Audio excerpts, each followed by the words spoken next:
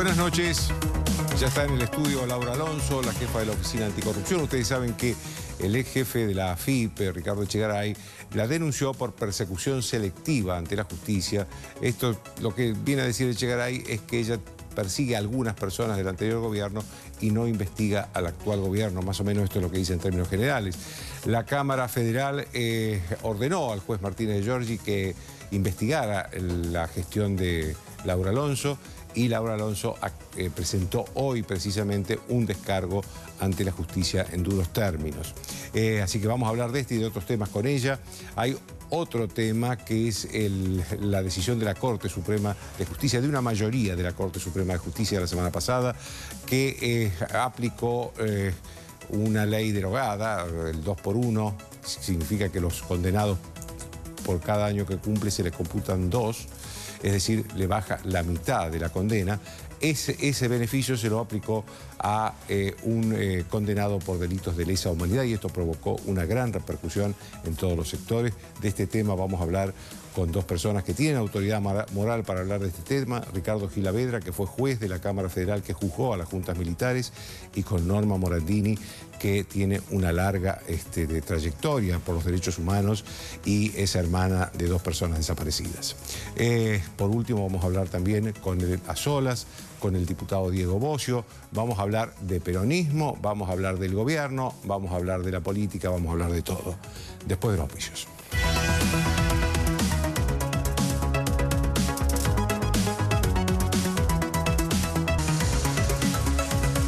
Bien, como les dije, Laura Alonso, jefa de la Oficina Anticorrupción. Laura, la primera pregunta es ¿de qué la acusa exactamente Ricardo Echegaray? Bueno, él hizo el año pasado una denuncia por mal desempeño, abuso de autoridad hacia mi persona, pero también hacia 2 o 3 empleados de la Oficina Anticorrupción. Fue después de que la Oficina Anticorrupción pidiera ser querellante en la causa de enriquecimiento ilícito, por la cual Ricardo Echegaray está siendo investigado, y después de que la Oficina Anticorrupción pidiera la indagatoria de Ricardo Echegaray en la causa Chicone. Me parece que fue claramente esa denuncia de Pero Echegaray. hubo una Cámara Federal que ordenó que el juez le investigue a usted. Pasaron dos cosas. El proceso judicial se efectuó plenamente, hubo incluso audiencias. En una de las audiencias mi abogada defensora planteó algunas cosas, el juez no hizo lugar y desestimó la causa. Ricardo Echegaray apeló y en diciembre del año pasado la Cámara Federal dijo que se reabriera y que se investigara cómo la Oficina Anticorrupción lleva adelante el proceso de selección, que es objetivo, que está bajo criterios que fueron establecidos en el año 2000, cuando Ricardo Gilavedra era ministro de Justicia. En el momento de creación de la Oficina Anticorrupción se establecieron criterios por reglamento para la selección de las causas a investigar, a denunciar y en las cuales querellar. Bueno, y hoy usted hizo una presentación que la ley es dura.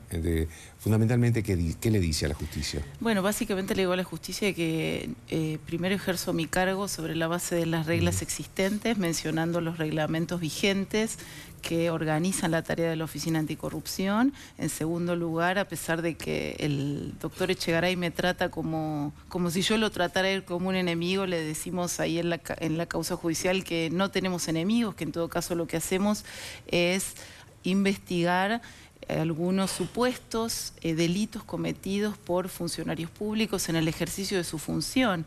Y en el caso también, y esto es importante, la Argentina ha salido de un proceso de hipercorrupción. Es más que razonable que durante el primer año y probablemente en parte este año sigan apareciendo irregularidades y denuncias. Te recuerdo que la oficina tiene abiertas, por lo menos el año pasado, unas 300 investigaciones. La gran mayoría, un 70% de esas investigaciones están vinculadas a supuestas irregularidades cometidas durante la gestión, la administración anterior. Y esto viene por la salida digamos, la transición, lo que yo llamo una transición de un estado de hipercorrupción o de una cleptocracia hacia un sistema republicano normalizado, donde hoy en la Argentina no existe desde lo más alto del poder un sistema montado para el saqueo de los recursos públicos. Sobre eso le iba a preguntar, porque en el fondo lo que esconde esa denuncia es diciendo la oficina, es lo que dice La Oficina Anticorrupción está investigando el pasado, pero no investiga el presente. ¿La Oficina Anticorrupción investiga también cosas del gobierno de Macri? Sí, la oficina ha estado investigando, tiene varias carpetas abiertas sobre funcionarios, empleados y algunas situaciones de la gestión actual en distintos ministerios.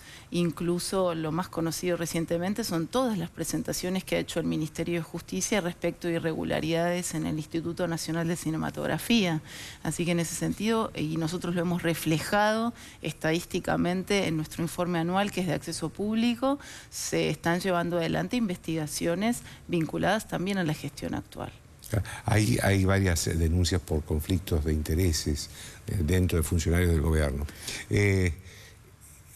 ¿Usted está supervisando esas cosas? Sí, ¿Está investigando me parece que es importante. ¿Cuál es la más seria de esas denuncias de conflicto de intereses? Me parece que es importante plantear dos cosas muy diferentes que hace la Oficina Anticorrupción. Hay una parte de la Oficina Anticorrupción que hace prevención como autoridad de la Ley de Ética Pública, autoridad de aplicación de la Ley de Ética Pública. En ese sentido, lo que se hace es analizar, por ejemplo, las declaraciones patrimoniales de los funcionarios o si algún funcionario está o no en una situación de conflicto de intereses y se le explica qué debe y qué no debe hacer en esa situación. Y hay otra parte de la Oficina Anticorrupción que se dedica a la aplicación del Código Penal.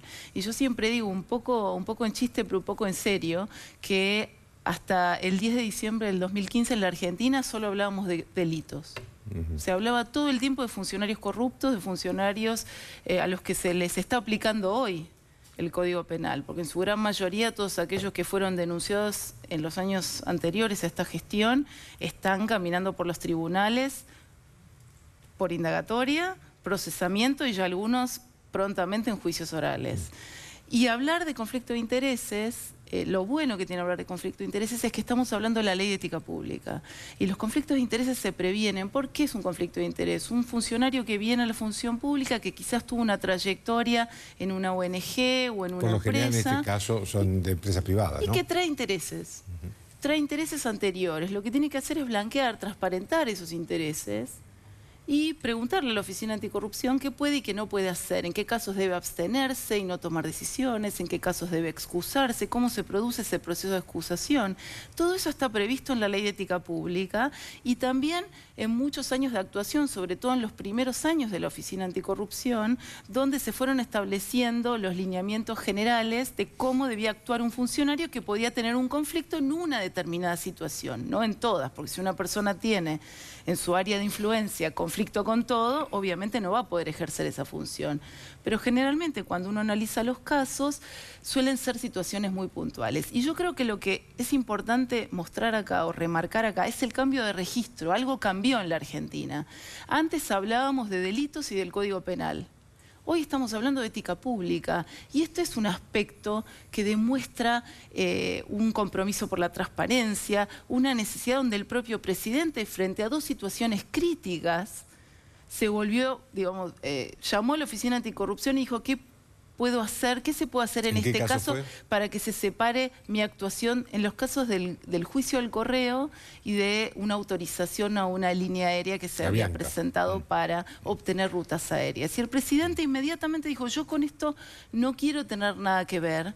Por favor, ayúdenme o pensemos, y lo hicimos entre varias áreas del Poder Ejecutivo, cómo podemos mejorar, generar un mecanismo de transparencia extra, más profundo, con más publicidad, con más control ciudadano, para que no haya ninguna duda, no solo sobre la actuación del presidente, sino también sobre la del jefe de gabinete, los ministros y las más altas autoridades. Esto es reaccionar con transparencia, no estábamos acostumbrados a eso, estábamos acostumbrados en el pasado, muy reciente, a que cuando aparecía una acusación, una denuncia, a esa persona se la apuntara con todos los cañones desde lo más alto del poder. Ahora, Laura, toda esta confusión que está contando muy bien, ¿no ameritaría una modificación de la Ley de Ética Pública para hacerla más precisa, para más clara, para que no haya esta confusión, ¿no? La Ley de Ética hay que hacerla nueva y completa. Nosotros estamos empezando un trabajo con una subcomisión que se creó en la Cámara de Diputados, en la Comisión de Asuntos Constitucionales. Hemos leído todos aproximadamente unos 20, 25 proyectos de ley que tocan distintos aspectos de la ley de ética pública. Estamos empezando el 22 de mayo un estudio de integridad que va a llevar adelante la OCDE, que es un organismo internacional muy prestigioso, va a traer especialistas y van a empezar a estudiar nuestra ley actual y ayudarnos a proponer reformas a esta ley para mejorar la integridad pública del Estado en todos los poderes del Estado. Y este también es un punto que yo quiero remarcar. La ley de ética pública es para todos, no solo para el Poder Ejecutivo. Es decir, también legisladores y jueces. Y fiscales también. El Poder Judicial. Entonces, la Oficina Anticorrupción tiene competencias sobre el Poder Ejecutivo. ¿Qué está pasando en el Congreso? ¿Se previenen los conflictos de intereses o no? ¿Se controlan las declaraciones patrimoniales de los legisladores, sí o no? ¿Qué pasa en el Poder Judicial? ¿Se están controlando los patrimonios de los jueces? ¿O es un buen momento para empezar a hacer este trabajo? Entonces creemos nosotros que esta discusión, porque algunas veces hay mucha efervescencia cuando se plantean, los argentinos somos muy de dramatizar las situaciones en el momento y al día siguiente una nueva noticia tapa esa situación, y de lo que se trata acá, justamente porque hay una demanda de la sociedad que ha elevado la vara, que no tiene la más mínima gana ni remota voluntad de tolerar a un solo funcionario que se enriquezca en la función pública. Laura, usted hablaba recién de la justicia y le quería hacer una pregunta, porque su obligación es constatar si las pruebas o recolectar las pruebas de un supuesto delito y presentarse a la justicia. ¿Cómo está actuando la justicia ahora? En los casos de corrupción, bastante pésimo. Y esto no es un invento... Pésimo, dijo. Bueno, no es un invento mío. Está escrito en los reportes de la OCDE respecto de el retraso extraordinario de las causas de corrupción en la Argentina. Solo para ilustrar, están yendo a juicio oral este semestre Armando Bostanián, Raúl Granillo Campo... Funcionarios de Menem, estamos hablando de hace más de... de hace más de 20 años. Delitos o supuestos delitos cometidos hace más de 20 años. Entonces, sinceramente, si nos llevó 20 años investigar y llevar a juicio oral a un funcionario de una administración anterior, la Argentina no se puede permitir que se le pasen otros 20 años para que funcionarios de las gestiones actual o la anterior vayan a juicio oral en el año 2035. No sé qué vamos a estar haciendo nosotros en el 2035, quizás no estemos acá. Y este sí es un punto central, porque la tardanza de la justicia, las posibilidades, digamos, los jueces son muy poderosos a la hora de abrir y cerrar oportunidades, y por eso la gente se pregunta y nos pregunta muchas veces ¿por qué esta causa va tan rápido y por qué esta otra que maneja el mismo juez va tan despacio? Y me parece que estos son los temas que hay que poner sobre la mesa. El Código Procesal Penal debe aplicarse para todos por igual, para todos por igual. ¿Hay diferencia entre jueces, algunos más rápidos, otros más lentos? Y en determinadas causas también. Y muchas veces se escudan detrás de que son delitos complejos y son difíciles de investigar. Puede que en algunos casos sí, en otros no. Hay casos donde no es muy difícil investigar, hay casos donde hay dilaciones llamativas. Dilaciones, digo, de 10 años sin llamar a indagatoria a un exfuncionario, digamos, ese tipo de cosas sí llaman la atención. Y está dicho en reportes internacionales. Esto le hace mal a la reputación de la Argentina en el mundo. Así como hay muchas cosas en las que hemos mejorado y vamos mejorando, como la aprobación de la ley de acceso a la información pública, la aprobación de la ley del arrepentido para casos de corrupción, el debate tan esencial que está teniendo ahora la Cámara de Diputados sobre la ley de la responsabilidad empresaria en los casos de corrupción, y ojalá se transforme en ley este año porque es muy importante. Ojalá, porque sin eso es imposible avanzar. Son todos avances, pero mientras tanto la justicia mira el partido desde afuera. Entonces la justicia, como poder del Estado, tiene que aportar también a no ser garantía de impunidad, porque cuando uno ve esas dilaciones, lo único que imagina al final, digamos, porque sinceramente cuando empiezan a pasar los años, lo que aparecen en las causas judiciales son incidentes de prescripción. O sea, aparecen las personas acusadas o procesadas pidiendo prescripción de las causas. Entonces, sinceramente, si yo fuera inocente, lo único que quisiera en mi vida, como en este caso, es un juicio rápido, no que me prescriba una causa. Y cuando uno ve gente presentando incidentes de prescripción por doquier en todas las causas, es llamativo, ¿no? Y que esas cosas pasan y pasan y pasan los años. Entonces, la verdad, construir confianza, ¿la construyen el Ejecutivo con transparencia? Por supuesto que sí. Pero para construir confianza también se necesita que el Poder Judicial haga un aporte que es esencial para la persona común o para el inversor, que también necesita una justicia eficiente, objetiva, rigurosa y rápida. Gracias, Laura. De nada. Cuando volvamos, la decisión del 2x1 de la Corte Suprema de Justicia.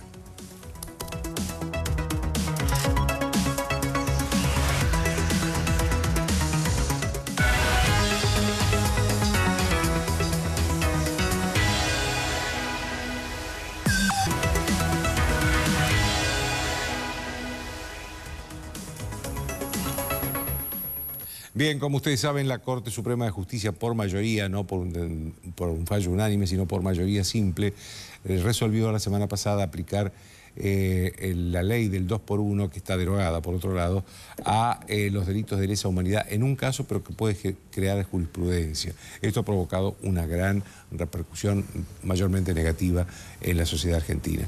Están conmigo dos personas que pueden, como les decía al principio, pueden opinar con autoridad moral de este caso. Norma Morandini, una larga luchadora, actualmente es directora del Observatorio de Derechos Humanos del Senado y fue y es hermana de dos personas desaparecidas. Y Ricardo Gilavedra, que fue, como todos sabemos, juez de la Cámara Federal que juzgó a las juntas militares. Así que la primera opinión que quiero pedirle, porque no he hablado con ustedes previamente de esto, es qué opinan sobre este fallo de la Corte Suprema.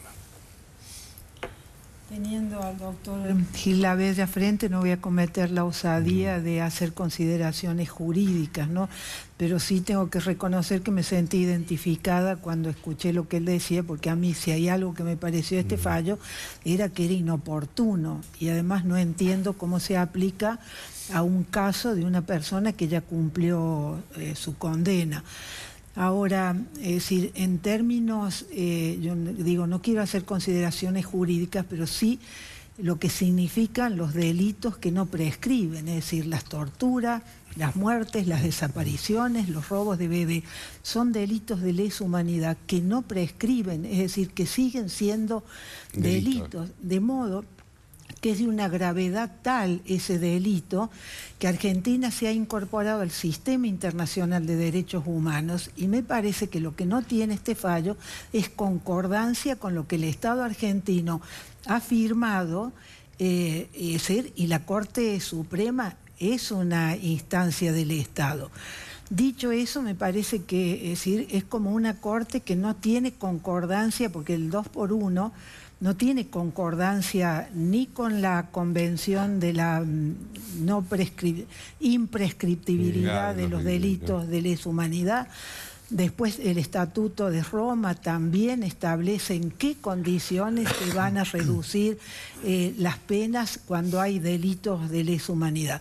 De modo que cuando no hay justicia, lo que se perpetúa es el dolor, ¿no? Yo creo que lo que ha pasado con este fallo es que vuelve a reavivar algo que está legítimamente incorporado como consenso en la sociedad argentina, y después también la utilización que se hace del tema para crear esta crispación y estas descalificaciones, y esto de que haya mucha gente que tiene mucho para opinar y sin embargo está con temor de opinar por ese patrullaje ideológico que hay cuando uno habla con honestidad. Hay mucha gente, yo veo, estoy acompañando... ¿Pero quién hace ese patrullaje ideológico? Digo que estoy acompañando mucho el debate de mucha gente con compromiso con los derechos humanos, cuando se habla del respeto a la ley, que bueno, es un fallo de acuerdo que cumple con la ley.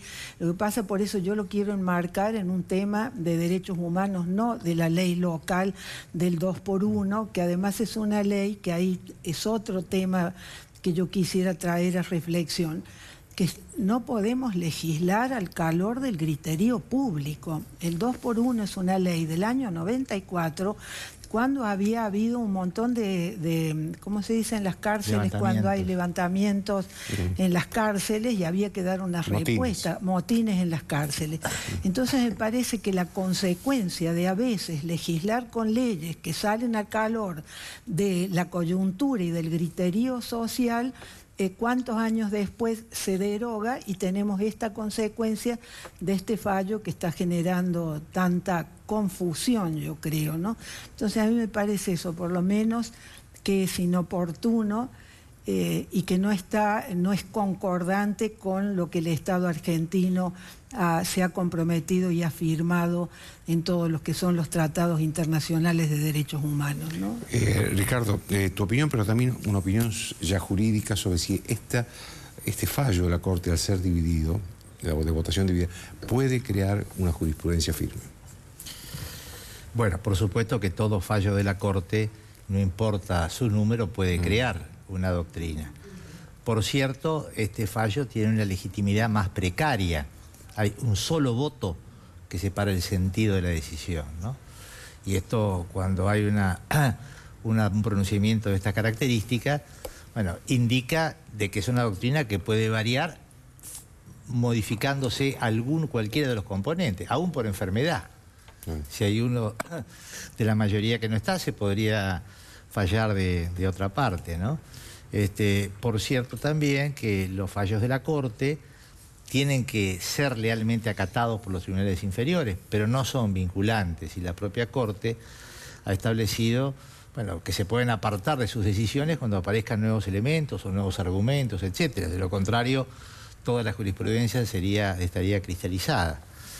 Y lo que me gustaría rescatar de lo que estaba diciendo Norma es qué notable, por la reacción que se produjo, cómo la cuestión esta de los crímenes de dictadura es un punto muy fuerte de consenso dentro de la sociedad argentina, acerca de la necesidad de juzgarlos por un lado, y por otro lado de la necesidad de que el castigo sea un castigo proporcional a la gravedad de sus delitos, en esos dos puntos.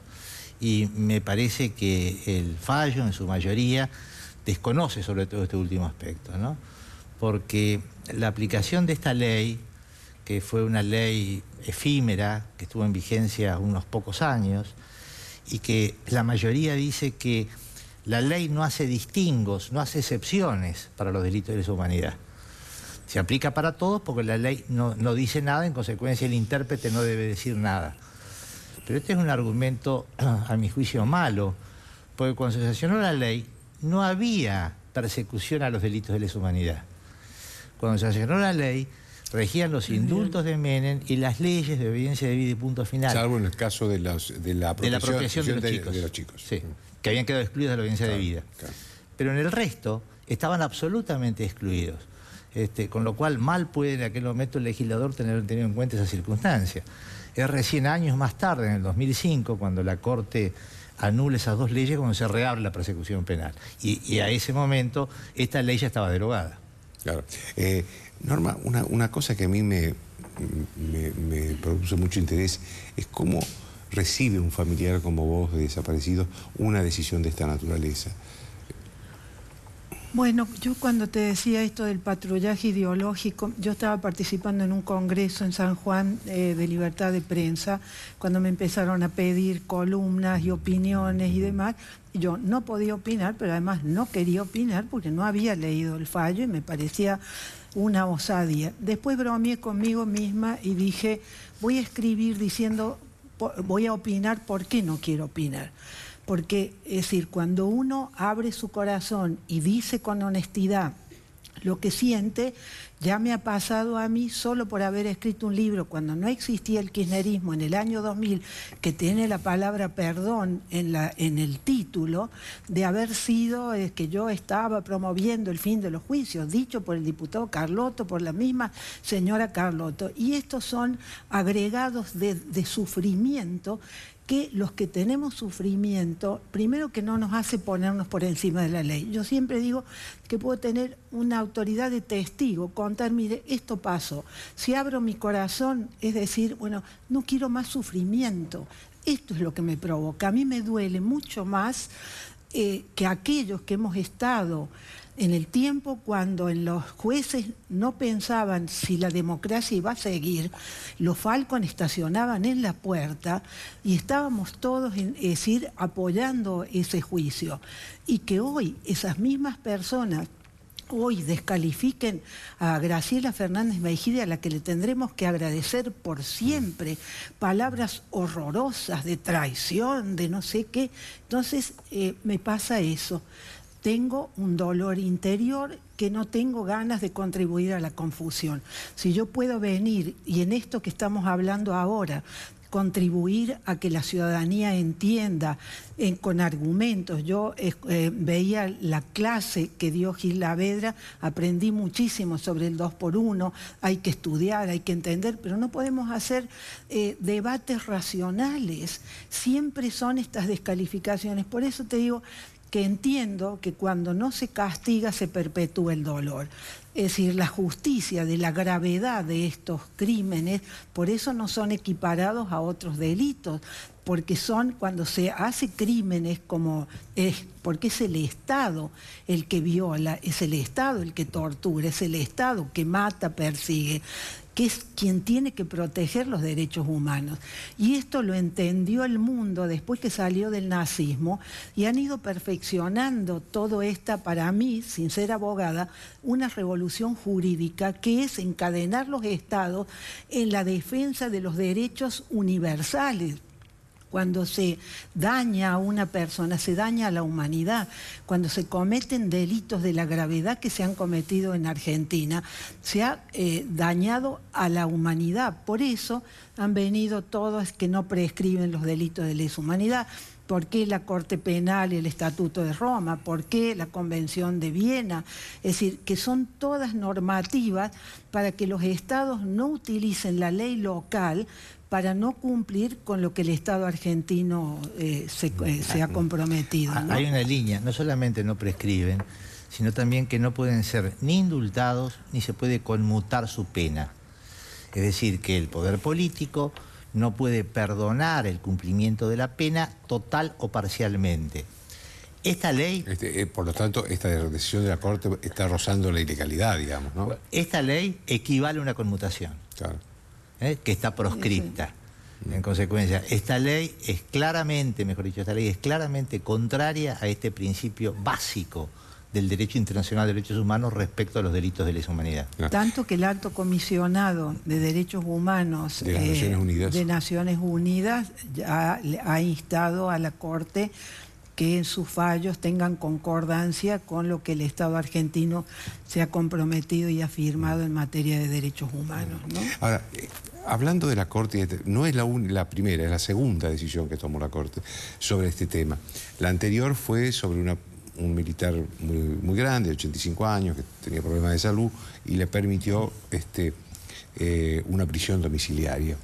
Esto significa, mirando esa resolución que se hizo con otra mayoría, también por mayoría, no por unanimidad, mirando esta, ¿ustedes ven que la Corte Suprema está modificando la jurisprudencia sobre los delitos de lesa humanidad? Yo separaría la cuestión de la prisión domiciliaria y, como ustedes habrán advertido, la Corte tomó esa decisión y nada ocurrió. Porque en realidad la prisión domiciliaria tiene que ver una manera de cumplimiento de la pena de prisión en domicilio por razones humanitarias. Sinceramente, yo no encuentro mayor sentido a gente muy anciana, a gente enferma, que padece serias cuestiones de salud, a tenerla en prisión, incluso agravando su condición muchas veces, ¿no? Por eso me parece que es una cosa distinta, porque ahí no se le conmuta la pena, no se le rebaja, sino... La cumple, pero de otra manera. La cumple de una manera más humanitaria. Y además la democracia tiene que ser superior. Nosotros, es decir, las condiciones, porque lo grave es que se prolonguen los juicios. Yo creo que cuando se dice hay que dar un punto final, no se está diciendo impunidad, se está diciendo que se juzgue con celeridad y que se den todas las garantías que nosotros no tuvimos. En ese sentido, yo creo que nosotros tenemos que ser superior, lo que no quiere decir que uno esté promoviendo el fin de los juicios o como decir con criterio tan mentiroso y tan oportunista a veces se quiere volver a utilizar el tema de los derechos humanos como instrumento político, ¿no? Ese es otro ángulo. Cuando se reabrieron la posibilidad de los juicios, era muy importante el diseño de una política pública destinada a que estos juicios pudieran hacerse en un tiempo útil, por las víctimas, por los victimarios, por la sociedad entera que exigía que esta etapa se cerrara con justicia. Y yo creo que no es admisible, pese a la cantidad de comisiones, una burocracia infernal que hay de todo esto, que han transcurrido 12 años y todavía no han terminado los juicios. Con un agravante, y esto se vincula también con este tema, que es mantener a mucha gente en una prisión preventiva excesiva porque no llega la sentencia. Me parece que este es un punto que hay que mirarlo y nuevamente exhortar de que estos juicios tienen que llevarse a cabo, ¿no? Tienen que, y algunos que son muy importantes que todavía no están hechos.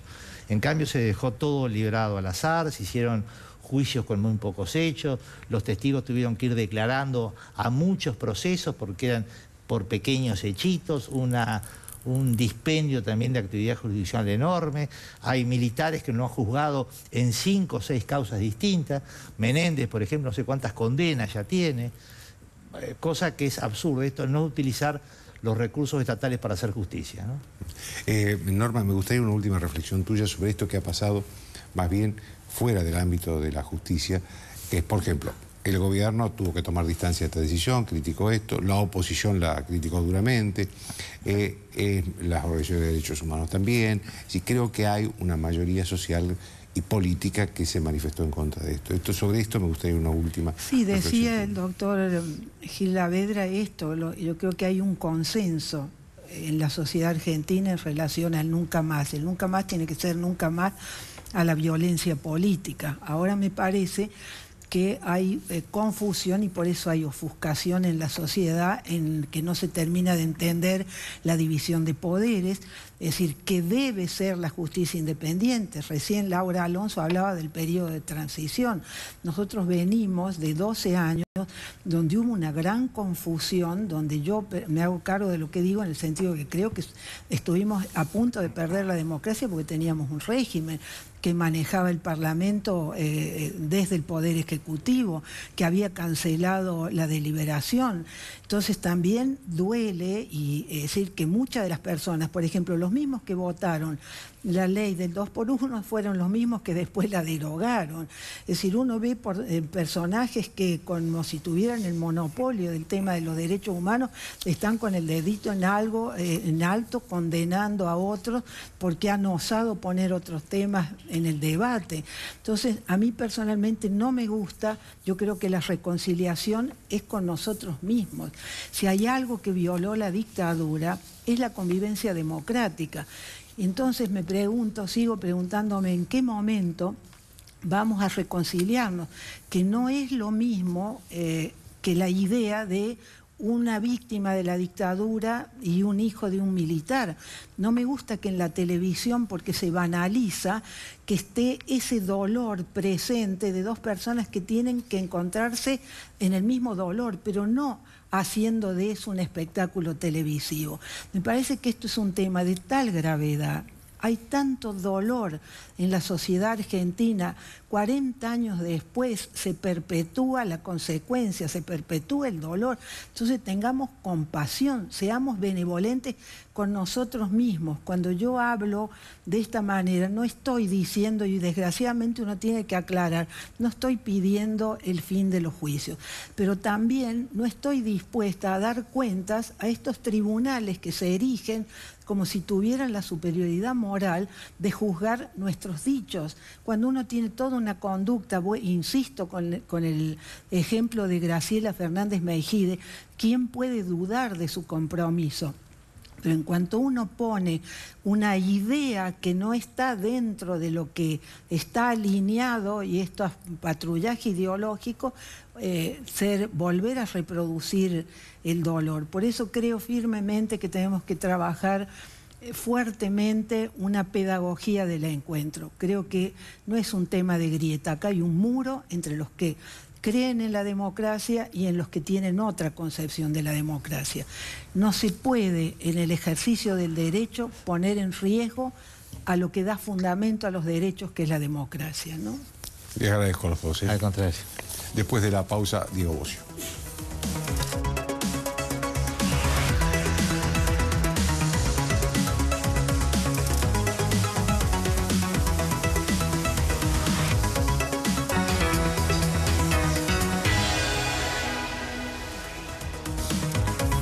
Bien, como les dije desde el principio, estoy con el diputado Diego Bossio. Diego, lo primero que quiero preguntarle es, usted acompañó con su voto algunas decisiones del gobierno de Macri. ¿Se arrepintió de eso? No, en absoluto. En absoluto, porque cada una de las cosas, las decisiones que nosotros tomamos tienen que ver con cuestiones de Estado. Independientemente de quién hubiese ganado las elecciones, había cosas que votar en el Parlamento argentino. Me parece que cualquier persona racional, cualquier persona que entiende que un proceso democrático requiere de acuerdos, de consensos, de diálogos, fundamentalmente también requiere de una visión no solo de corto plazo, sino de largo plazo. Y eso es lo que pasó. Lo que pasó en el Senado de la Nación, liderado por Miguel Ángel Pichetto, que también tuvo una postura de Estado y una visión mucho más amplia. Segundo, candidatos que efectivamente, incluso nuestro candidato Scioli, había cosas que iban a tener que resolver, el tema de los buitres, de los holdouts. Uno puede decir la negociación está bien, está mal, las negociaciones son posibles, nunca son las ideales, son las posibles. Y en ese contexto, con mucha madurez, desde el peronismo, charlando y trabajando con los gobernadores, con quienes todos los días tienen que pagar sueldos, tienen que pagar recursos cotidianos para el desenvolvimiento de los estados provinciales, entendíamos que había cosas que Argentina tenía que superar. Así que nosotros hemos votado con absoluta convicción cada una de las decisiones del gobierno y otras no, evidentemente en otras hemos tenido posturas contrarias. ¿Cómo debería ser el peronismo en la oposición? Porque no hay muchos antecedentes en estos 33 años de democracia, ¿no? Salvo los periodos de Alfonsín al principio y después de la Rombo. ¿Cómo imagina usted el peronismo en la oposición? A ver, el peronismo tiene que dar una vuelta de página y tiene que efectivamente reconsiderar muchas cuestiones si quiere realmente volver a conducir los destinos de la patria. Y cuando decimos dar una vuelta de página, tiene que dar por enterrar ciertas prácticas que tienen que ver con el atropellar, con efectivamente no escuchar, ser sectario en muchos aspectos y fundamentalmente tener en cuenta que tiene que ser respetuoso de las instituciones de la justicia, las instituciones del Congreso, las leyes, las instituciones democráticas y también respetuoso de los tiempos y la gobernabilidad. El año pasado me parece que gran parte del peronismo, los gobernadores, los intendentes en la provincia de Buenos Aires, el Senado de la Nación tuvo una postura en ese sentido. Tuvo una postura de escuchar, tuvo una postura de efectivamente avanzar en ese camino. Ahora, nosotros entendemos al peronismo de esa manera. Que todos no lo entienden así, no tenga dudas. Hay un sector del peronismo que efectivamente ha puesto palos en la rueda y que uno lo escucha, lo único que quieren es que le vaya mal al gobierno. Y nosotros lo que queremos es que le vaya bien a la Argentina. Claramente. La cámpora fundamentalmente y toda esa expresión. Nosotros queremos que le vaya bien a la Argentina. Si le tiene que ir bien al gobierno, que le vaya al gobierno. Y ganarle a un gobierno porque tenemos ideas superadoras. El peronismo cuando le gana a un Estado o a una expresión política debilitada y en una situación de crisis, entra en la soberbia. Y justamente lo que necesitamos no es un peronismo soberbio, necesitamos un peronismo capaz de proponer cuestiones superadoras a los argentinos, soluciones. Hoy hay muchísimos problemas, Joaquín. Ahora, en ese marco, déjeme terminar esto del peronismo y después vamos a hablar del gobierno, porque también quiero su opinión. Pero en ese marco de ese peronismo que usted está hablando, ¿usted le ve destino a un liderazgo de Cristina Kirchner? Nosotros estamos pensando en la renovación y en la reconstrucción del peronismo. Y ahí vemos destino en dirigentes centrales y gobernadores que realmente tienen un potencial enorme, como Juan Manuel Urtubey, alguien que representa un peronismo federal del norte argentino, que conoce las necesidades de otro lugar de la Argentina, no lo que muchas veces vemos acá en la capital, que muchas veces vemos muchas cosas resueltas, que no es lo que ocurre ni en Formosa, ni en Corrientes, ni en Salta. Lo mismo lo veo en Massa. Massa es una expresión política que si bien no forma parte del peronismo, nadie va a dudar de su peronismo. O Florencio Randazzo. Florencio es un gran dirigente del peronismo que tiene este espíritu.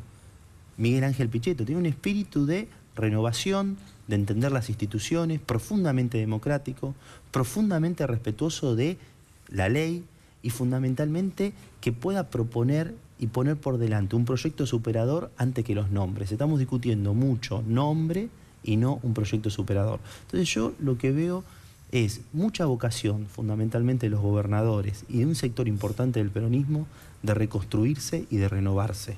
Después los mecanismos, si es por afuera, si es por adentro, es una cuestión táctica. La estrategia, yo creo, central es la renovación del peronismo. ¿Cómo ve el gobierno de Macri?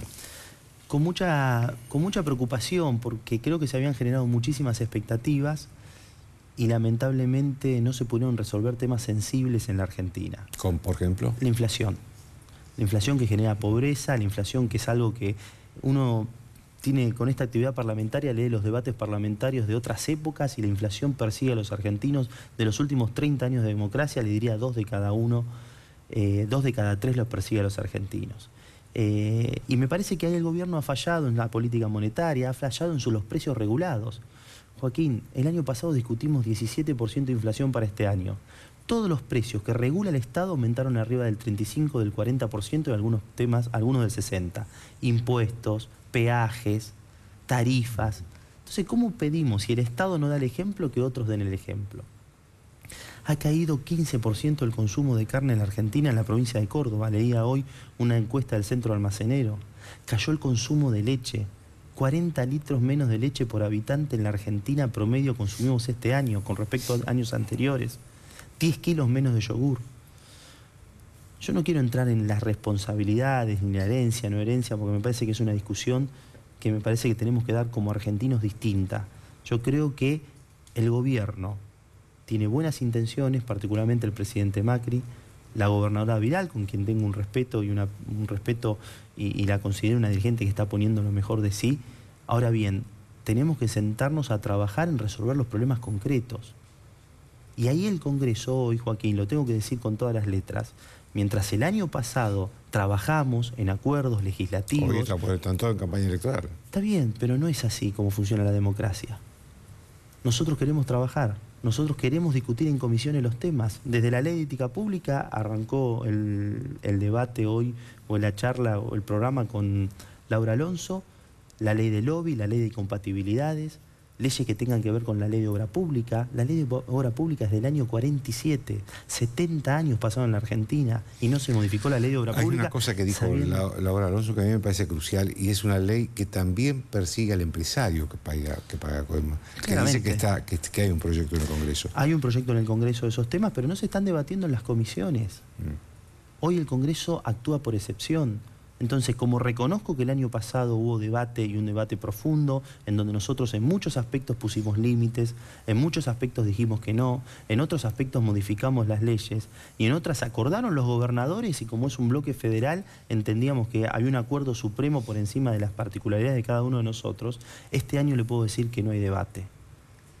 Este año le puedo decir que debería ser mucho mejor el debate. Partido, es decir, ni de la oposición ni del oficialismo. Hay intereses tanto del oficialismo como de los sectores más importantes de la oposición que evidentemente no haya debate. En el medio hay una expresión política... ¿Y cuál es la razón?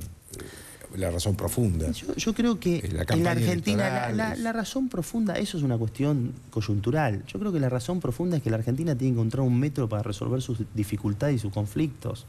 No podemos estar esperando ni las inversiones, ni el Mesías. Hace 30 años atrás eran 2 cosechas para pagar la deuda externa, o el carisma, o la democracia. Me parece que los argentinos, después de los fracasos que hemos vivido, y aciertos también en muchos aspectos, tenemos que encontrar un método para resolver nuestros conflictos. Y la discusión tiene que ser real y el Parlamento tiene que cumplir un rol interesante en ese sentido. Yo la escuchaba a Laura Alonso con toda la intención. Armamos una subcomisión para estudiar con el Poder Ejecutivo una ley de ética pública. Y el Parlamento, si nosotros tenemos que armar la subcomisión, si nosotros tenemos que ponernos a trabajar y tirar los borradores sobre la mesa. Hay 25, 30, 40, 50 proyectos de ley. Y así en cada uno de los temas. En los temas que tienen que ver con los derechos humanos, con la seguridad, en los temas precio, Tribunal de Defensa de la Competencia, Ley de Obra Pública, cuestiones que tienen que ver con cuestiones impositivas. Hoy las pymes les cuesta mucho pagar los impuestos. Hay 578.000 pymes en la Argentina, generan el 80% del trabajo. Tienen dificultades para vender, pero también para pagar los impuestos. Esas cosas hay que tratarlas en una velocidad que está cambiando el mundo muy fuerte. Nosotros tenemos que tener una postura clara. Y eso es un poco también lo que pretende el peronismo. Cuando yo me junto con Pichetto, a mí lo que me reconforta es que pone por encima las ideas que las cuestiones de quiénes. Entonces está preocupado por cómo proteger a aquellos sectores que vale la pena proteger en la industria, en cómo mejorar la justicia, en cómo tener una posición democrática y republicana frente a los temas. Y esas son las cosas que queremos discutir del peronismo, que sabemos que no alcanza con el peronismo, pero sin el peronismo tampoco. Le agradezco mucho, Diego. No, gracias a usted, Joaquín. Una pausa.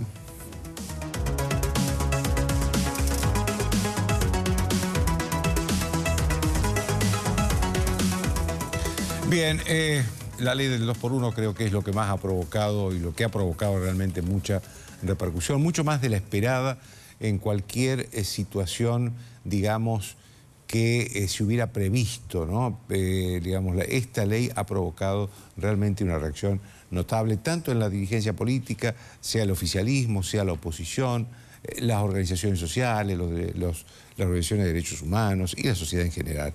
Lo primero que hay que decir con esta ley es que la mayoría, y vuelvo a señalar que es la mayoría de la Corte Suprema de Justicia, no la unanimidad de la Corte Suprema, tomó esta decisión respaldándose en una ley que está derogada. Esto es lo primero que hay que decir. Tal vez tomaron algún atajo de que, bueno, que en el momento de la sentencia estaba vigente y por lo tanto es la ley más benigna. Esta ley está derogada. A mí me llama mucho la atención que se haya haber ignorado un aspecto que para mí es fundamental. La ley del 2x1 significa que cuando el condenado cumple un año, suma 2, es decir, le computan 2 años. Es decir, que de hecho le bajan la mitad de la condena. Ahora, la Argentina tiene un código penal que dice que cada delito va a tener tal pena. Después viene un juez, un juicio oral, una Cámara Federal, una Cámara de Casación en caso de los delitos penales, a veces la propia Corte Suprema. Es decir, hay una serie de instancias que establecen cuál va a ser la condena, la pena que va a cumplir un señor que cometió un delito. Y después viene una ley y reduce esa pena, olvidándose del Código Penal, olvidándose de todos los tratamientos jurídicos que hubo, reduce a la mitad. Esto es una clara injusticia. Esto es una clara injusticia. En el caso de los delitos de lesa humanidad, además, se está olvidando, como bien lo decía Norma Morandini y Gil Lavedra, se está olvidando que la Argentina suscribió normas internacionales sobre derechos humanos que señalan que los delitos de lesa humanidad no solo son imprescriptibles, sino también que no se le puede disminuir la pena y la sentencia. Es decir, hay un consenso universal sobre eso. Otra cosa es efectivamente lo que sucedió con la anterior sentencia de la Corte en materia de derechos humanos, que fue darle a un señor que acusado y condenado por delitos de lesa humanidad, pero que tiene 85 años, no tiene una poca vista y me parece que se mueve en silla de ruedas, darle el beneficio de la prisión domiciliaria. Esto es, no le están reduciendo la prisión, le están haciendo cumplir la prisión de otra manera más humanitaria, pero no hay una reducción de prisión. A mí me extraña que en este fallo no estén 2 firmas, que son la del presidente de la Corte, Ricardo Lorenzetti, y la del juez Juan Carlos Maqueda, que han sido las dos figuras que tal vez intelectualmente han ido ordenando en los últimos años gran parte de la sentencia de la Corte Suprema. En este caso votaron en contra. Y claro, como los que votaron a favor son los 2 jueces nuevos, el juez Rosati y el juez Rosenkrantz, y la jueza Elena Hayton de Nolasco, que además ustedes saben que ella viene de un problema porque ella va a cumplir 75 años a fin de año, ella pidió quedarse, un juez le dio una cautelar con lo cual se va a quedar, pero después el propio tribunal que ella integra, la Corte Suprema, decidió que los jueces se tienen que ir a los 75 años. Está en una situación muy frágil, muy débil, y con los 2 jueces nuevos, entonces, digamos, la oposición sobre todo y muchos analistas hicieron 2 más 2 es 4, entonces esto es culpa del gobierno, porque el gobierno nombró a esos 2 jueces y de alguna manera está preservando a Hayton de Nolasco en el cargo. Sin embargo, el gobierno ya no ha dejado voz importante por sacar a la calle para decir esto, no estamos de acuerdo con esto. Lo ha dicho Marcos Peña, María Eugenia Vidal, Frigerio, el ministro de Justicia Garabano. Entonces, yo creo que, digamos, para reducir el problema que existe ahora después de la resolución de la Corte a su verdadera dimensión, tenemos que decir que este es un error grave de la mayoría de la Corte Suprema, no de toda la Corte Suprema, de la mayoría de la Corte Suprema, que difícilmente pueda fijar jurisprudencia. ¿Y por qué no va a fijar jurisprudencia a pesar de que es un fallo de la Corte? Digo, porque esta reacción que se ha dado en la política, en la sociedad, la propia actitud del gobierno, de todos los sectores de la oposición, de los organismos de derechos humanos. Esto llega a la Corte Suprema. Y seguramente en algún otro fallo, digamos, se va a limitar mucho esto que se considera un beneficio. Se va a limitar mucho y seguramente ese fallo no va a demorar en conocerse. Chau, hasta el lunes.